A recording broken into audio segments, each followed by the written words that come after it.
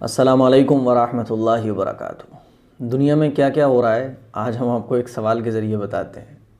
سوال یہ پوچھا گیا ہے کہ ہمارے یہاں ختم جلالی کے نام سے ایک معمول جاری ہے، جس کا طریقہ یہ ہے کہ جعفران کی سیاہی سے کاغذ پر 1.25 مرتبہ لفظ اللہ لکھا جاتا ہے۔ اس کے بعد ہر ایک لفظ کو ٹکڑے ٹکڑے کر کے آٹے کی گولی بنا کر اور بناتے وقت سب مل کر دعا یونس پڑھتے ہیں۔ اس کو دھوپ میں سکھا کر سمندر میں مچھلی کی خوراک کی حیثیت سے ڈالا جاتا ہے۔ بہت سے لوگ اپنی مصیبتوں سے نجات پانے کے لیے عمل کر کے دعا کراتے ہیں۔ اس عمل کی، جس کو ہمارے ہاں ختم جلالی کہا جاتا ہے، اس کی شرعی حیثیت کیا ہے؟ دلائل سے وضاحت کیجیے۔ سمجھ رہے ہیں آپ؟ تو یہ سب کچھ ہو رہا ہے دنیا میں۔ ختم جلالی، میں نے تو آج پہلی مرتبہ سنا ہے ختم جلالی۔ طرح طرح کی چیزیں ہو رہی ہیں دنیا کے اندر۔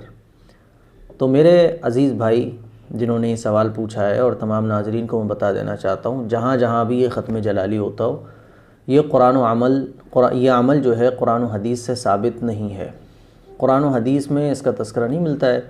ہو سکتا ہے کہ یہ کسی بزرگ کا اپنا معمول ہو، لیکن بہرحال اتنے زیادہ ٹینشن لینے کی ضرورت کیا ہے؟ آپ بتائیے کہ جعفران کی سیاہی سے 1.25 مرتبہ لفظ اللہ لکھا جا رہا ہے، پھر ٹکڑے ٹکڑے کر کے گولیاں بنائی جا رہی ہیں، بناتے وقت بھی سب لوگ دعا پڑھ رہے ہیں، پھر وہ مچھلی کو کھلائی جا رہی ہیں، پھر جو ہے وہ دعا کی جا رہی ہے۔ تو بہت بڑا ایک لمبا پروجیکٹ سا ہے، اور خواہ خواہ اپنے آپ کو مشقت میں ڈالنا ہے۔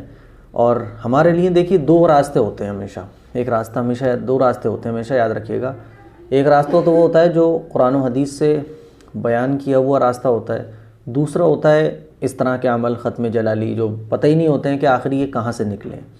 ایک تو یہ ہے کہ پتہ ہو کہ یہ فلاں کا بتایا ہوا ہے تو الگ بات ہے، یہ ختم جلالی یہ لوگوں کے بنائے ہوئے ہیں، بلکہ یہ بزرگوں سے بھی ثابت نہیں ہے۔ تو وہ راستہ جو قرآن و حدیث سے ثابت ہو وہ زیادہ اچھا ہوتا ہے، بلکہ وہی اچھا ہوتا ہے اور آسان بھی ہوتا ہے۔ آپ کو حدیث میں اور قرآن میں جتنے بھی صحابہ سے، حضور سے جو عمل ملیں گے وہ بہت مشکل نہیں ملیں گے۔ اسی لیے بہتر ہمارے لیے یہ ہے کہ ہم قرآن و حدیث سے جو ثابت عمل ہیں ان کو کرنے کی طرف دھیان دیں۔ جیسے کہ حدیث سے یہ ثابت ہے، لا الہ الا انت سبحانک انی کنت من الظالمین پڑھنے سے اللہ تعالیٰ مصیبتوں کو دور فرماتا ہے۔ اسی طرح سے لا حول ولا قوت الا باللہ العلی العظیم پڑھنے سے اللہ تعالیٰ پریشانیوں کو، مشکلات کو دور فرماتا ہے۔ تو ان دعاؤں کا پڑھنا بہتر ہے۔ اب یہ کتنا آسان ہے کہ آپ نے پڑھ دیا لا الہ الا انت سبحانک انی کنت من الظالمین، آپ نے پڑھ دیا لا حول ولا قوت الا باللہ العلی العظیم۔ یہ کتنے آسان عمل ہیں۔ اور یہ دیکھیں ختم جلالی کتنا خطرناک ہے۔ 1.25 سن کے ہی اپنے عجیب سا لگ رہا ہے، پھر وہ گولیاں پھر سمندر میں۔ تو اسی لیے آپ قرآن و حدیث سے جو چیزیں بتائی ہوئی ہیں، جو صحابہ سے ثابت ہیں، جو ہمارے بزرگوں سے ثابت ہیں، ان چیزوں پر عمل کریں آپ۔ ختم جلالی کا ثبوت قرآن و حدیث سے، صحابہ سے، بزرگوں سے نہیں ہے، اسی لیے اس عمل سے بچنا زیادہ بہتر ہے۔